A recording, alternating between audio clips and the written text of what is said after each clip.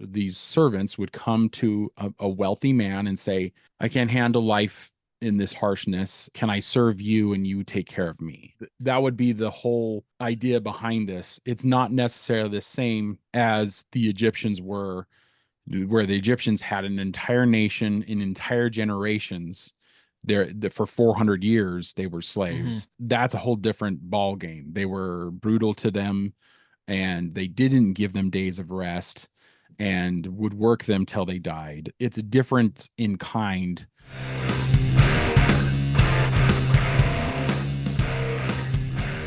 Hello and welcome to the Brothers Random Show. My name is Travis, I'm Michael. and we are two ordinary brothers discussing extraordinary ideas and some random shit. Michael, why are we here?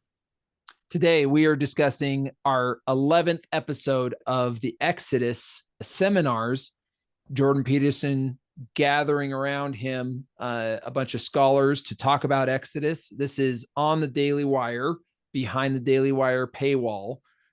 So we are just discussing it. We kind of just use it as a bouncing off to talk about things, but we recommend that you go to the Daily Wire and listen to this. Turns out that a book is more durable than stone. It's more durable than a castle. It's more durable than an empire. Service. We have a prayer in the Anglican service book. Your service is perfect freedom. And that's Moses, the servant of the Lord.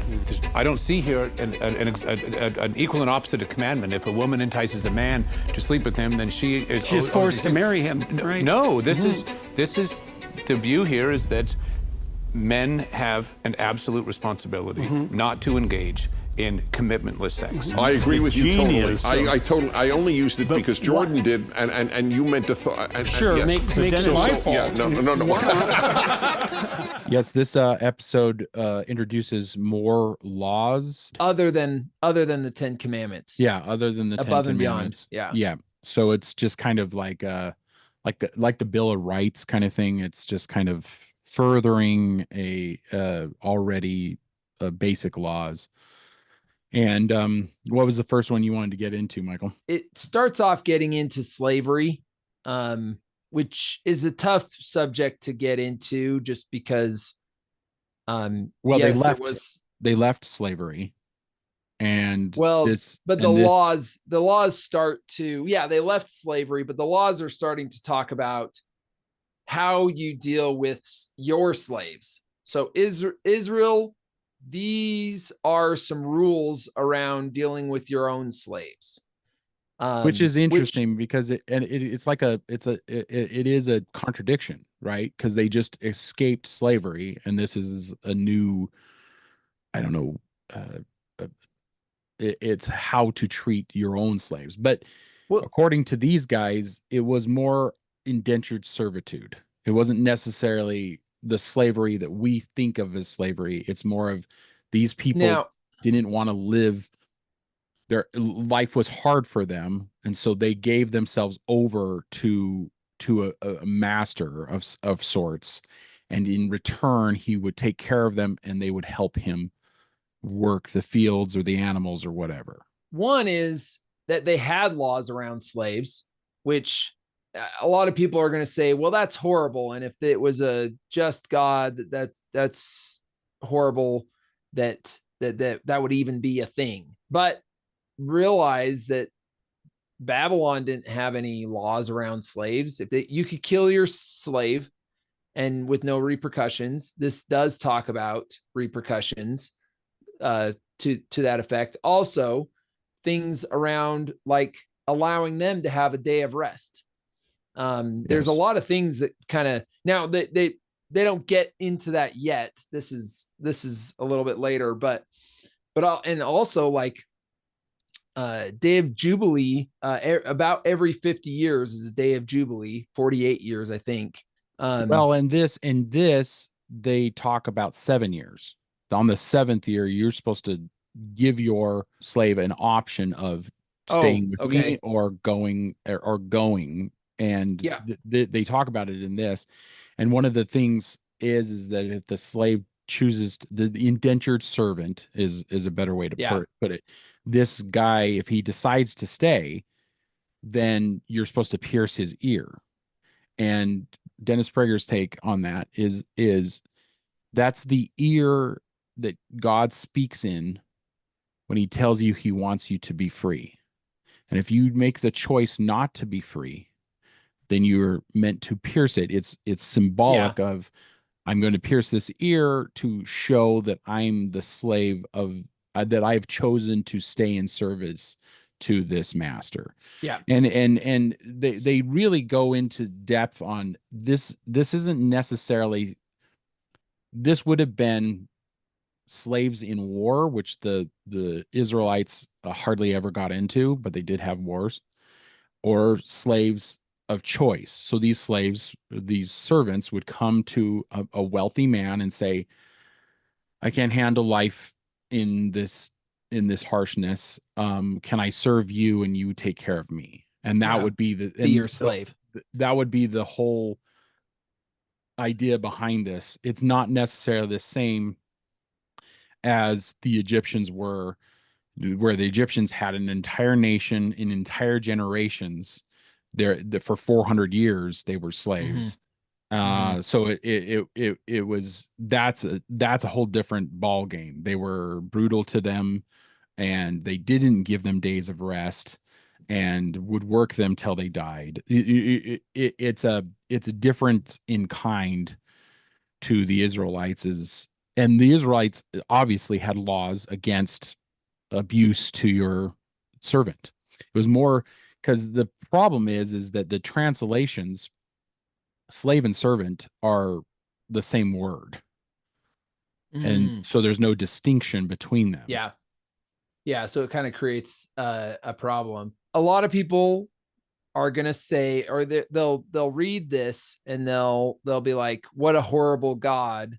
Like, if this is the good, just God that we're supposed to worship, then what a horrible thing that he would allow for slavery.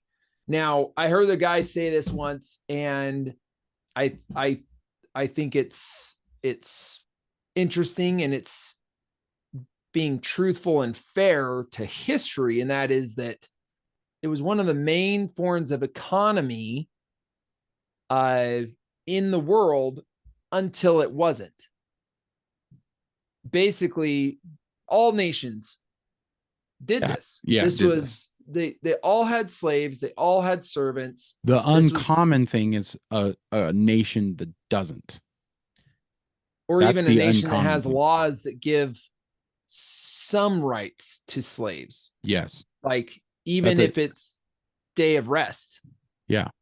I mean, I think every seventh day huge. should be a day of rest. Yeah. But at the same time, people could just be like, well, Israel could have been, the one nation that didn't have slaves at all and was, only better freed for people. it. And maybe that would have been, and maybe they could have done that. Ancient times, maybe they couldn't have. I don't know. Like, we weren't there. And they mentioned this, that sometimes things were so rough in ancient times.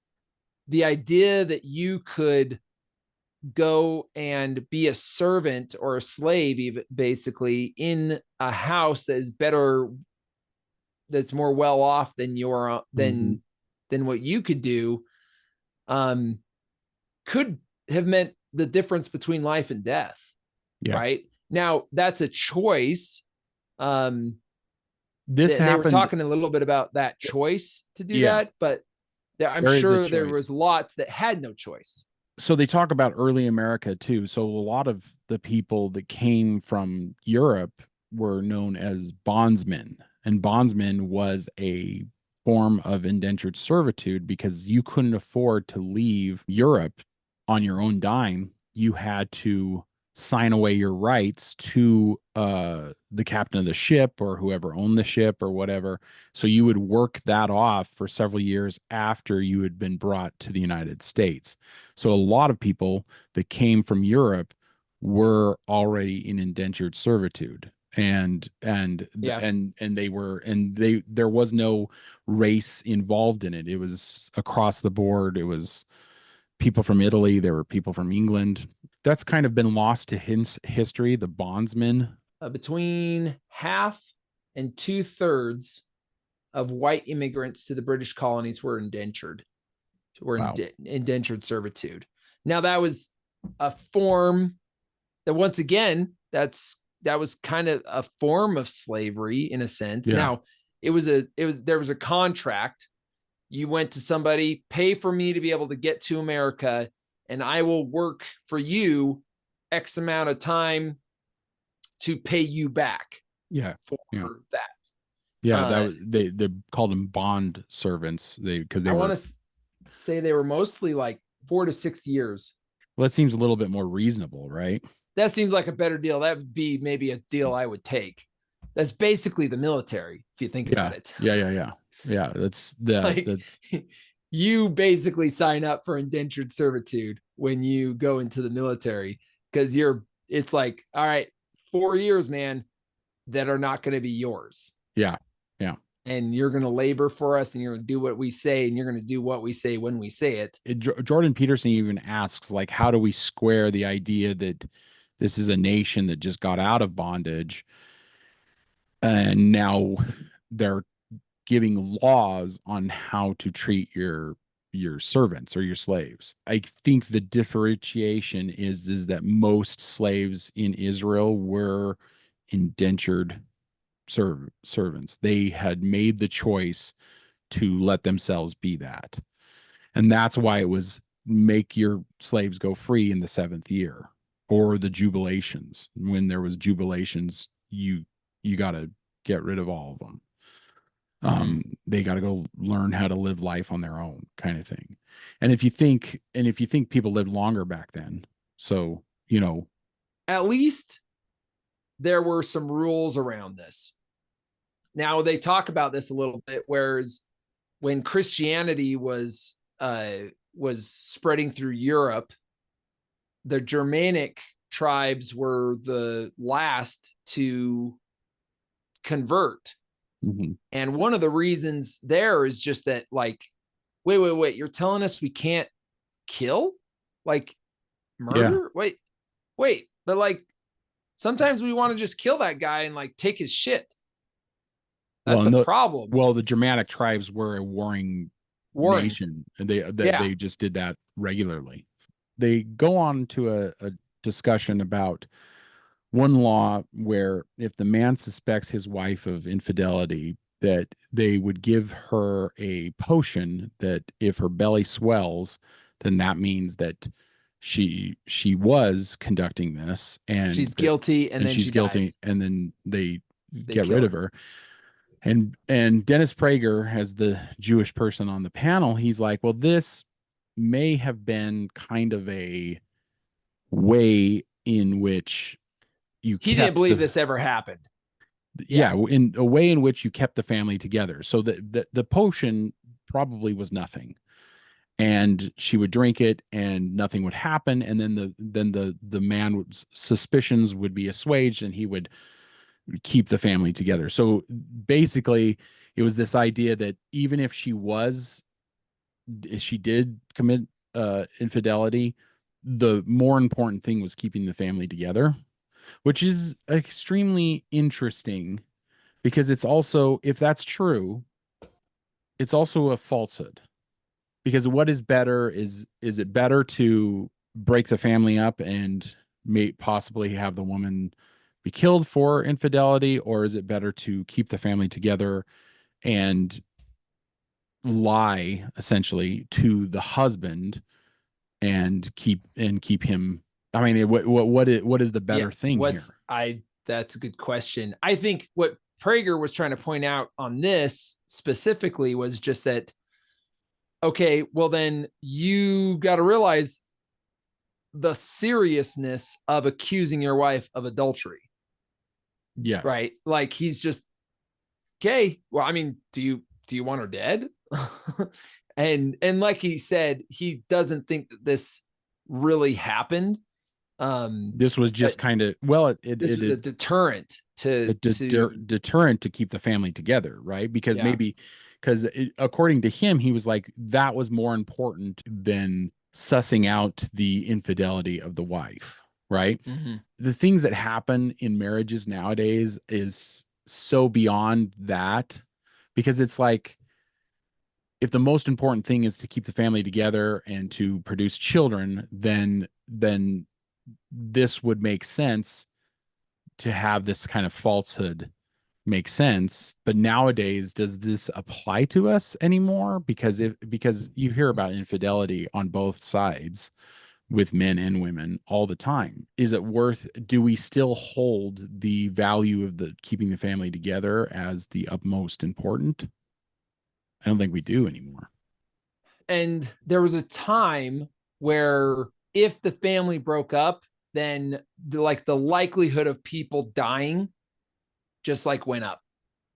Right? If you were a child in like ancient times that didn't have a father in the home, could you imagine? You'd be open to be preyed upon by virtually everybody. Like, yeah, so you're talking about in a Bronze Age where disaster for everyone. So it's a disaster for the father because he's going to leave. It's a disaster for the mother because she's going to possibly be killed or worse. I mean, the children at the time, the strongest deterrent from probably being killed, raped, murdered, and all other things would have been a strong man in the home. Yeah. That's not the case now. Like, yeah. I mean, it's realistically, it's just not as much the case. It's still a little bit. We hear online all the time, if something goes bump in the night, who goes and checks it out? It's the man goes and checks it out. But well, let's flip this, because maybe this was also a deterrent for the woman to be cheating on her husband. Because if she believed that there was a potion that could, would catch her in the lie. Yeah. I mean, I guess how educated were they? They probably weren't too educated. So a priest, the leader of their society, tells you there's this potion that we can use to see if you have been unfaithful to your husband. You're going to believe that, right? So this is also a deterrent for her.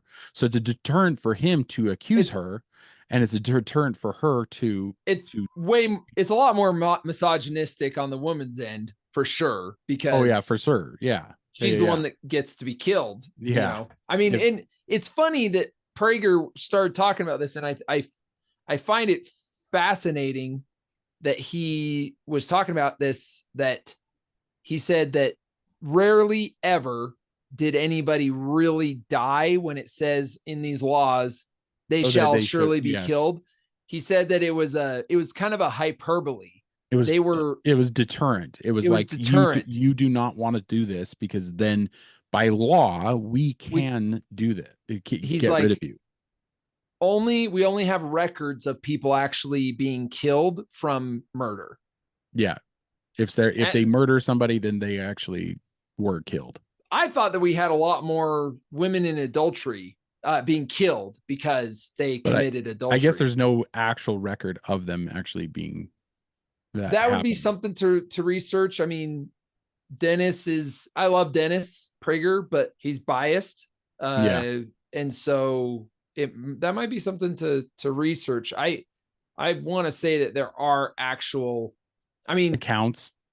We've got accounts modern of Muslims doing honor killings. Oh yeah, for sure. Yeah. I mean, we got those all, like, I'm not. Those are still happening. Yeah. And I'm not saying that those are probably the extremists. Yeah. The extremists of the Muslim faith. I respect those who have a Muslim faith that.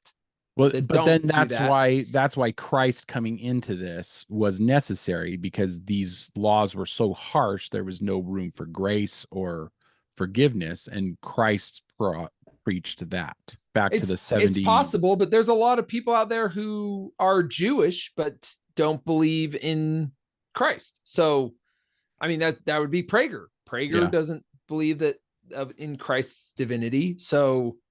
But he still works around the idea, though, that those laws were not enforced. They were just there. They were hyperbole to keep people from doing these things.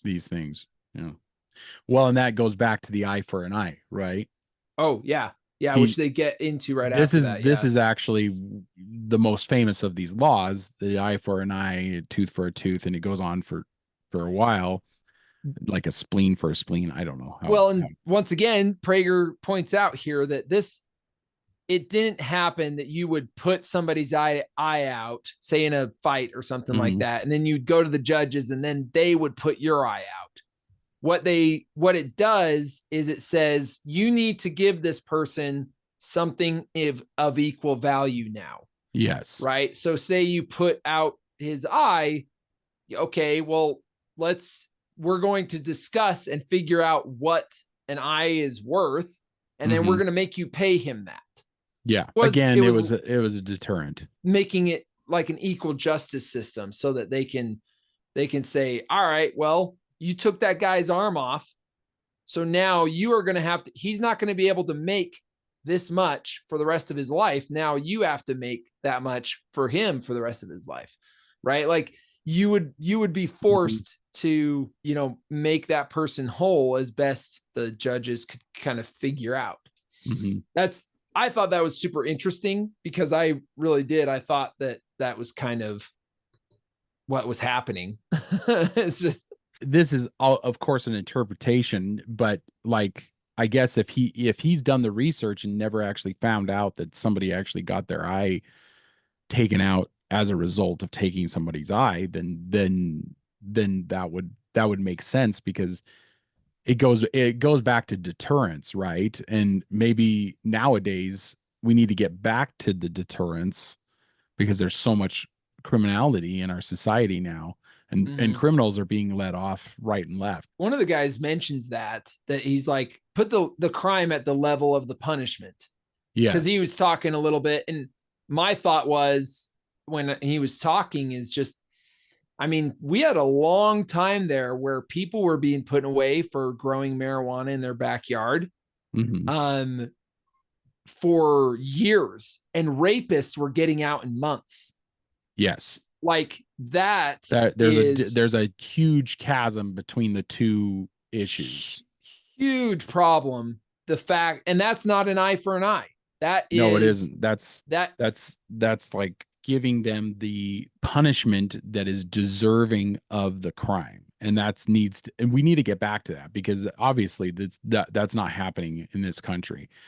Because when you can steal up to $900 in California without prosecution, it's like, all right, well then at a this Walgreens is gonna or happen. something. Yeah. It's definitely a messed up system right now, and it's gotten worse since COVID, for sure. Another topic I wanted to touch on, the law basically is if you convince a maiden into fornication. Yeah, should I just read it? Yeah, you can if you have it. I pulled it up. So, and if a man entice a maid that is not betrothed and lie with her, he shall surely endow her to be his wife. If her father utterly refuse to give her unto him, he shall pay money according to the dowry of virgins. This is a very interesting law, and they talk about this because it basically, the woman is taking on the burden of the physical act. And so what is the man's responsibility in that? And this law is meant for the man. The man's responsibility in that is either to pay the father of this girl or marry her. And either way, he's going to be committing something for this crime. Now, this isn't a rape crime. This is, he enticed her. He basically wooed her and bed her. And so what this is if this was going on right now, guys would think twice about sticking their dick into crazy. Yeah, they would. They really would. Because but this is lost on our society because of dating apps, because of the 20% of possibly psychopathic men are getting 80% of willing women. This is a huge issue. And if this law was kind of enforced, what it is it's basically a law against commitmentless sex. You should not be indulging in a commitmentless act towards another human being. It's the hookup culture. They even talk about hookup culture. Hookup culture is, in essence, ruining sex for generations, which is why there's so much confusion around sex, which is why there's so much transgenderism going on now. Why this is become an issue is maybe because we got rid of commitment when it came to sexual acts. Because once you pull the commitment out, there's no responsibility on either person's end. If she gets pregnant from it, she doesn't have to bear that responsibility. She can go have an abortion. If she does get pregnant from it, he has got no responsibility because he can just leave and go screw the next girl. So he might have to do child support. But that's a lot of guys are able to flake out of that somehow. I don't know exactly how. Well, but either way, the financial responsibility falls on the man. So this law is extremely interesting because it's basically saying don't entice this woman to sleep with you unless you want these two things to happen to you. Either you're going to marry her or you're going to pay for that to her father, which is kind of, I mean, she's bearing the physical responsibility. It's not really fair to the woman because she still, I mean, it sounds as if she still doesn't have a say in the matter. Now, at the time, it was kind of given that a father would have the best interests in what happened to his daughter, right? Like that would be, that's kind of the assumption. The assumption, but to be fair, this is really kind of talking about women as, I don't like to use the word as property because that gets thrown around a lot, basically saying that the Bible is garbage because in it, women are property. So Jordan Peterson says that the woman, once she's involved in that act, that commitmentless sex, she's already taken on the responsibility because either she's going to get pregnant from it or her value goes down if she wants to get married to someone else. So what it's doing is it's basically saying you as young men, you should not entice these women to sleep with you because then your responsibility is either to marry her or to pay her father for the deed that was done. So it's another deterrence. It's deterring them from trying to do this, but obviously the woman takes on more of the burden, because she's probably going to have a baby. Like, and then this would have been way before contraceptive or abortion. Yeah. So, I mean, it's way before any of that stuff. So basically what it's doing is it's saying you must be responsible. You shouldn't do this because this is what's going to happen if you do. And we've gotten way away from that. All really of far. Society, we're so far away from that hookup culture has become kind of this blight on all of society where there is no commitment. There is no, it's not bad anymore. Just do whatever your body feel like. There's almost no restraint on anything. And you can just fulfill all pleasurable needs in an instant, really. And I think we're finding out with our current society that that's not good. So I was just listening to this interview. Chris Williamson had Dan Bilzerian on.